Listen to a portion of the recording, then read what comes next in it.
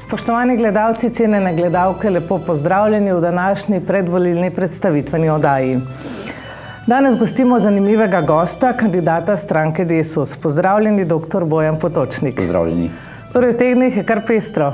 In v Sloveniji, in na Gorenjskem, morebiti bova pa še katero rekla, kako je v svetu. Skratka, Desus na volitvah nastopa samostojno, vaš predsednik je Ljubo Jasnič, na Jesenicah na volilni konferenci ste potrdili kandidate, med katerimi ste tudi vi. Kako to, da ste se odločili za kandidaturo in mogoče, da malce predstavite vašo stranko? Tako je, jaz sem se na povabilo predsednika stranke, gospoda Ljuba Jasniča, odločil za kandidaturo. Predvsem zaradi tega, ker sva že dolgo časa prijatelja in pa tudi zaradi izjemnih zaslug, ki jih ima pri smučarskih skokih. Tako da z vsem spoštovanjem sem se odločil za to in se bom tudi potrudil, da bo rezultat kar se da dober. Upamo, da boste res uspešni kot naši skakalci. Bomo, ja. Ja.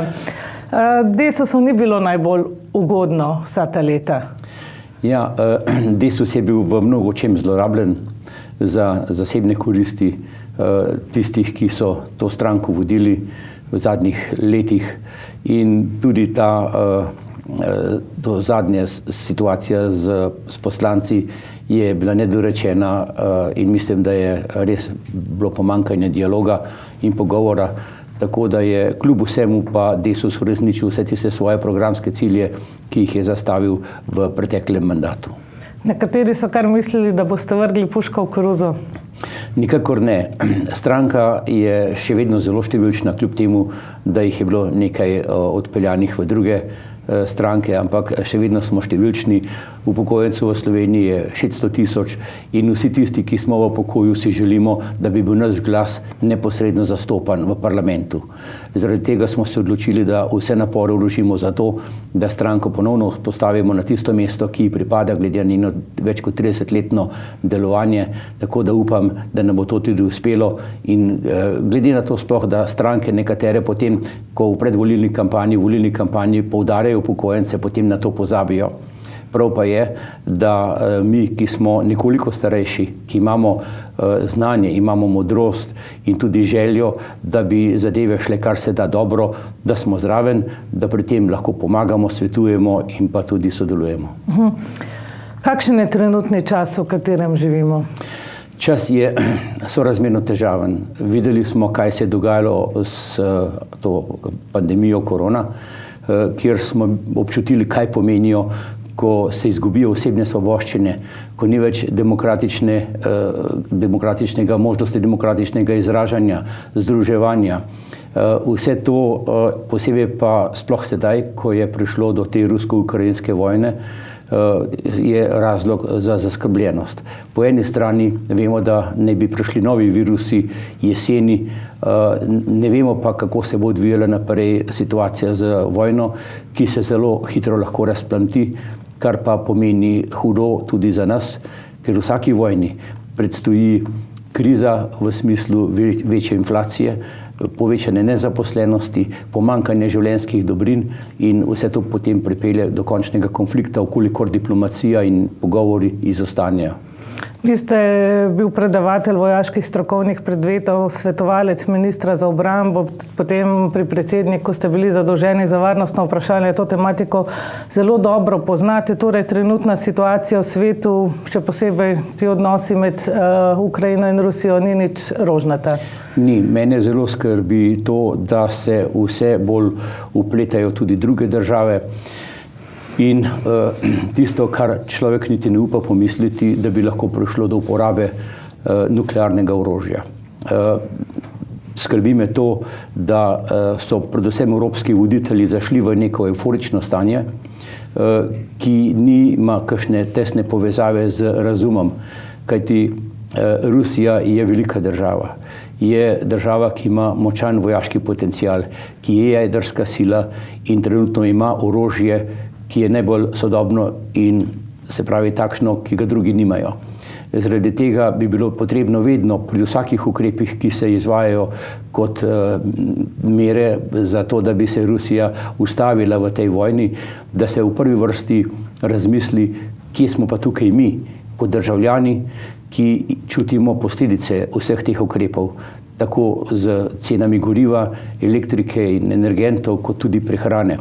Mislim, da vse te posledice, ki se dogajajo, bi morale biti vnaprej predvidene in pa ljudem tudi povedati, kako je z vsemi temi zadevami. Ne pa, da smo kar naenkrat soočeni z razmerami, ki nas strašijo, da se bojimo oziroma kaj, če bo prehrane zmanjkalo, kaj bo, če ne bo žita. Sicer aktualna politika obljublja, da to ne bo problem, vendar to nihče ne more za zagotovostjo reči, da je bo tako. Ja. Kaj pa v Sloveniji, 30 let samostojne Slovenije, kako mislite, da krmarimo? Ko smo osamosvojili Slovenijo, jaz sem si vedno predstavljal, da bomo postali sestavni del Združene Evrope. Evropska unija je za nas ena velika perspektiva in priložnost, ki smo jo tudi v gospodarskem pomenu dobro izkoristili in jo lahko še bolje izkoristimo, da postanemo dejansko integralni del Evropske zveze. Predvsem pa, kar pa ta trenutek pogrešam, je to, da se moramo bolj identificirati z Evropsko unijo. Mislim, da bi morali otroci že v vrtcu se vzgajati v tem smislu, da so pripadniki narodov in narodnosti Evropske unije, da so Evropejci doma iz Slovenije. Ker ta identifikacija, ki jo človek mora imeti neprestano v svoji podzavesti, ki ga ohrabri za ponosom, kjerkoli že hodi, da ve, da je na svoji zemlji. Ker tisto, ko danes rečemo, ja, to je moja parcela, to je moja lastnina, to je vse relativno. Ker ta trenutek je moje samo ta kvadratmeter tega prostora, kjer tukaj sedim, kjer ta trenutek ne more biti nihče drugi. Drugo, vse ostalo, vidite, kako v Ukrajini se je podrlo vse v trenutku. In zaradi tega je potrebno, da med seboj smo povezani, da sodelujemo, da je čim manj sovraštva, da je čim več prijaznosti in medsebojne pomoči. Slovenci to imamo in to znamo. In zaradi tega moramo biti dokaj složni in pa usmerjati tudi evropsko in svetovno javnost v tem duhu, tako da smo sami lahko, tudi če smo majhni, v tem pogledu nek vzor. Doktor Potočnik, kako pa Evropa, mislite, gleda na nas? Kolikor sem uspel v svojem aktivnem obdobju življenja prepotovati Evropo, mislim, da smo bili deležni z velikega spoštovanja, predvsem zaradi tega, ker smo se na miren način osamosvojili za sicer 10-dnevno vojno, ki pa je bila uspešno zaustavljena z pogovori. Po brionskem srečanju je zadeva šla potem v mirne vode in smo potem skupaj z dialogom tako razreševali vprašanje lastnine, kot tudi medsebojnih odnosov. In ti medsebojni odnosi so ostali na takšni ravni, da še vedno se lahko vrnemo v katerokoli republiko nekdanje Jugoslavije, da smo tam obravnavani in tretirani kot dobri stari prijatelji. Vi imate doktorat vojaških znanosti. Na kaj ste pri svojem delu najbolj ponosni? Doktorat vojaških znanosti sem zaključil na Nacionalni obrambni univerzi na Madžarskem, v Budimpešti, in v tistem času sem večkrat bil kot gostujoči predavatelj za tamkajšnje študente. In vsled tega sem bil tudi povabljen k doktorskemu študiju. Moja dizertacija je zadevala področje vojaškega izobraževanja v okviru Evropske unije kot enega od temeljnih pogojev za oblikovanje neke bodoče obrambne sile skupne Evrope. Tako da o tem vprašanju smo se kasneje še večkrat pogovarjali, vendar pa je znotraj držav članic Evropske unije bilo sorazmerno veliko nasprotovanje temu, glede na to, da skupna evropska vojska naj bi že predstavljala neko silo, ki bi lahko nastopala v obrambi naših meja.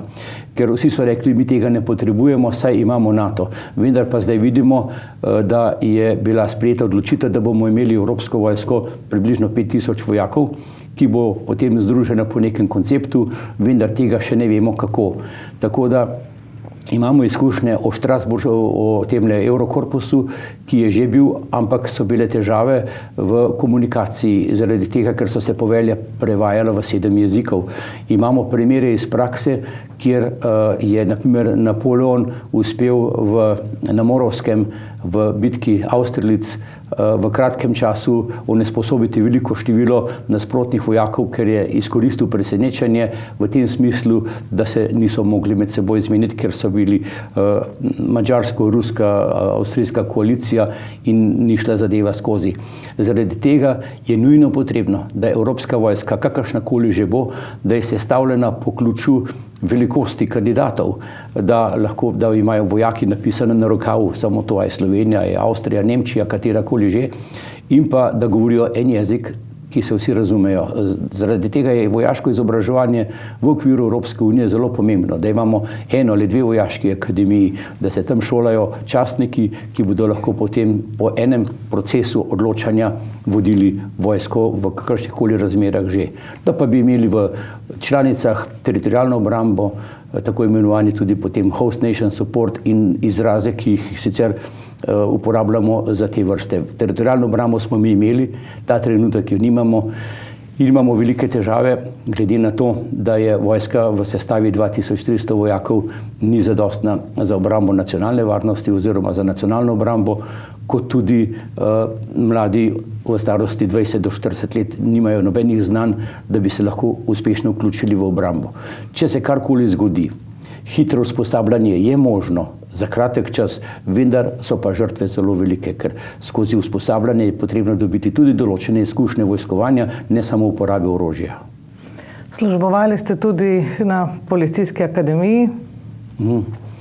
Ja, tudi na Policijski akademiji sem bil kar 3-krat. Najprej kot učenec, kot kadet v letih 1968 do 1971, potem sem bil učitelj vojaških predmetov, tam v obdobju 76 do 81, nato pa sem se ponovno vrnil v kadetsko šolo kot ravnatelj šole leta 1988 in sem vodil šolo skozi to osamosvojitveno vojno, kar si štejem še kot v poseben ponos, glede na to, da smo na dan napada na Slovenijo spustili oziroma napotili na postaje policijske preko 160 mladih policistov, ki so bili usposobljeni tako za vojaško obrambo, kot tudi za opravljanje nalog policista.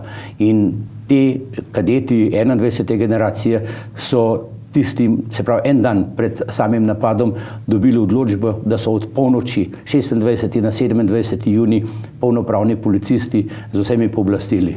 To se je zgodilo samo enkrat v naši zgodovini in upam, da se tudi nikoli več ne bo. Spoštovani gledalci, naš gost je dr. Bojan Potočnik. Morebiti je čas, da malce več spregovorite tudi o programu Desusa, ki ga predstavljate in zakaj se boste zavzemali. Torej, v Desusu se zavzemamo za vse tiste vrednote, ki zadevajo predvsem starejšo populacijo, predvsem pa tudi mlajšo populacijo, ki bo prej ali slej zašla v vrste upokojencev. Življenje upokojenca je vezano z določenimi tegobami, ki ga spremljajo potem vse od nastopa pokojnine pa do konca življenja. In to je obdobje, ki je zelo pestro lahko in ko nekateri rečejo, ko bom upokojen, bom imel mir, ali pa takrat nastanejo šele nove skrbi, čas je veliko hitrejše teče kot pa nekoč in pa še posebej gledamo na to, da naši otroci nam sledijo po naših najboljših možnostih in pa da tudi skrb za vnuke ne izostane. Zato smo imeli skupaj to akcijo sajenja dreves, skupaj z otroci našimi, ki so zdaj že absolutno odrasli, in pa z našimi vnuki. In tudi naš slogan, da skupaj sadimo in skupaj rastemo, velja v neskončnost. Zaradi tega so naše vrednote predvsem, da če bomo sodelovali v novi vladi, da skrbimo za to, da ne bo laži, da ne bo potvarjanja, da bomo vse, kar se bo dogajalo, da bo tukaj nek iskren odnos do javnosti, do volivcev, da ne bo nikoli več se zgodilo to, kar se je zdaj, da se poslanec odklopi od svoje osnovne stranke, ki mu je pomagala, da je prišel v državni zbor in potem je, ne vem za kakšen račun, se preusmeril in delal izven interesa stranke. Mi smo Posebej je vprašanje te demografske oskrbe, to je zakon, ki je bil sprejet, ki še ni dorečen, glede na to, da še nima urejeno področje financiranja, in pa za nas je zelo pomembno zdravstvena reforma, ki se neprestano dogaja, da ne bo več čakalnih vrst. Tukaj so alternative, je vprašanje, kako se bo dogajalo v prihodnosti z zavarovalnicami, z vsemi temi prispevki, ki so pripeljali tudi do tega, da je do teh ogromnih čakalnih vrst prišlo, da je 130 000 ljudi v Sloveniji brez zdravnika. To je skrb vzbujajoče in res tudi sramotno, da se to dovoli, da ljudje nimajo možnosti, da grejo k svojemu zdravniku, in še posebej pa gledamo na to področje izobraževanja, usposabljanja, pa ne si gremo že v otroški vrtec, kot sem rekel, in tudi potem v osnovni šoli, da mora biti izobraževanje usmerjeno v to, da zrastejo otroci v prave domoljube in da imajo vsa tista potrebna znanja, da bodo lahko sami v življenju krmarili tako, kot je potrebno. Danes je narobe to, da so otroci predolgo časa pri starših, ta osamosvojitev mora priti preje, in tudi pomoč, ki jo dobijo danes, na teh soočenjih gledam, da naj bi se mlade oprostilo plačevanja določenih dajatev do 30. leta starosti. Mi smo proti temu. Mladi morajo imeti pogoje, da bodo kot polnopravni državljani izpolnjevali vse svoje obveznosti. Se pravi, mora biti plača tako velika, da to lahko naredijo, in tudi njihov status, kar se tiče stanovanja in pa potem življenja kot družine, in mora imeti vse možne pogoje, da se to lahko izpolni. Ne pa, da se potem najprej išče stanovanje, stanovanja ne morejo dobiti, predrage cene so, in tu vse so rešitve, so možnosti, vendar po eni strani je potrebno samo malo manj pohlepa tistih, ki razpolagajo s kapitalom, in da se te zadeve nekoliko bolj solidarnostno tudi obravnavajo. Odlično ste to povedali. Takšna naj bi bila torej jasna državniška politika, pokončna drža, da si bomo v naši družbi želeli živeti. Tako je. Jaz sem vedno, kjerkoli sem bil ponosen na to, da sem Slovenec, ponosen sem tudi na to bil, da sem Evropejec, in tudi na svoji obleki vedno nosim značko Evropske unije. Za mene je to edina rešitev, ki bo v bodoče onemogočala oziroma preprečevala tudi lokalne konflikte na tem ožjem področju. In ravno ko sva se na začetku dotaknila vprašanje Rusije in Ukrajine, spominjam se, kako je nemška zvezna kanclerka Angela Merkel razmišljala oziroma govorila o tem, da bi bilo dobro, da bi tudi Rusija bila v Evropski uniji, in bi s tem, glede na to, da Rusija je sestavni del Evrope, tako po kulturi kot po vsemu temu, glede na to, da so že dvakrat reševali Evropo, Rusija oziroma Sovjetska zveza v času Napoleona, pa potem v drugi svetovni vojni, in mislim, da takrat je bil potem cel halo s strani naprimer Združenih držav, ki so takoj uvedle nove sankcije proti Rusiji, in vedno se je gradil nek prepad med Evropo in Rusijo, kar se mi zdi, da ni v redu, in da bi tudi v tem segmentu Evropa morala biti Evropa, kot je rekel Henry Kissinger, let Europe to be a Europe. In mislim, da Evropa se tega mora prej ali slej zavedati. Zato bo potrebno integrirati določene resurse, jih med seboj povezati, in tudi sam sem bil na začetku, ko smo vstopili v Evropsko unijo, razmišljal, da bomo pač imeli v Sloveniji guvernerja, ki bo imel določen aparat administrativni, ker mislim, realno je, da 2-milijonski narod, kot smo mi, ne moremo preživeti tako velike administracije, kot jo imamo ta trenutek. Zaradi tega bo tudi to vprašanje naslednje koalicije, da o tem razmisli, ali je vse to, kar imamo danes, ki ne ustvarjajo dodane vrednosti, ali je to smiselno, ali je to pozitivno, in kaj v zvezi s tem tudi narediti. Rešitve pa imamo. Dr. Bojan Potočnik, morda ob koncu najine oddaje Zanimiva vedenja ste nam predstavili. Hvala vam. Zakaj naj se volivci udeležijo nedeljskih volitev? Nedeljskih volitev se je potrebno udeležiti. Jaz mislim, da je tu zdaj ena življenjska priložnost in potreba, da vplivamo na to, kako bomo živeli v prihodnje. Druga svetovna vojna za nami, prva svetovna vojna tudi, in vprašajmo se, ko se še naprej poudarjajo neke nepravilnosti ali pa karkoli se je dogajalo v drugi svetovni vojni, a imamo vse razčiščene tudi za prvo svetovno vojno. Tukaj to je vse za nami. Mladih tega ne zanima več to. In gledati moramo na bodočnost.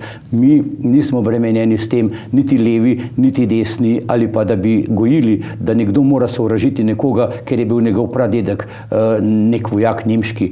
Tudi moj stric je bil nemški vojak, moj oče je bil partizan. In kaj naj jaz naredim kot njihov sin ali pa vnuk? Mislim, da tega bremena na mlade ne smemo več prenašati. To je zaključena zgodba. Napisane so knjige, kot so tudi napisane že knjige o osamosvojitveni vojni in dovolj je literature, da lahko mladim s ponosom pokažemo, kako je nastajala Slovenija in da je te zgodbe zaenkrat dovolj. Naj to ostane v spominu, v pripovedovanju, pri uri zgodovine in v učbenikih, ne pa v redni dnevni politiki. Torej, v Desusu si želite mir in vse dobro. Tako je, vsem strankam, vsem, ki bodo sodelovali, želimo v teh volilnih časih čim več uspeha in pa tudi volivci ne izberejo po svojem srcu, po svoje vesti. Šele ko stopi človek v kabino, ko vidi seznam vseh tistih, ki so kandidatne stranke, ki jih je letos sorazmerno veliko in veliko glasov bo odšlo v nič, pa vendarle takrat se ljudje odločajo. In če bodo glasovali za Desus, vam povem, ne bo vam žal. No, morebiti še povzamemo na koncu. Vi ste kandidat Desusa, kje kandidirate in zakaj torej voliti Desus? Jaz kandidiram v volilnem okrožju v Kranj, mislim, da je dva, v volilnem okrožju, se pravi od Šentjurške gore, Cerklje, Šenčur, Preddvor do Golnika, Visoko Golnik. In pa v volilnem okrožju Škofja Loka 6, se pravi 6, od Škofje Loke do Žirov, Poljanska dolina in Gorenja vas, tako da v tem kraju sem tudi že bil.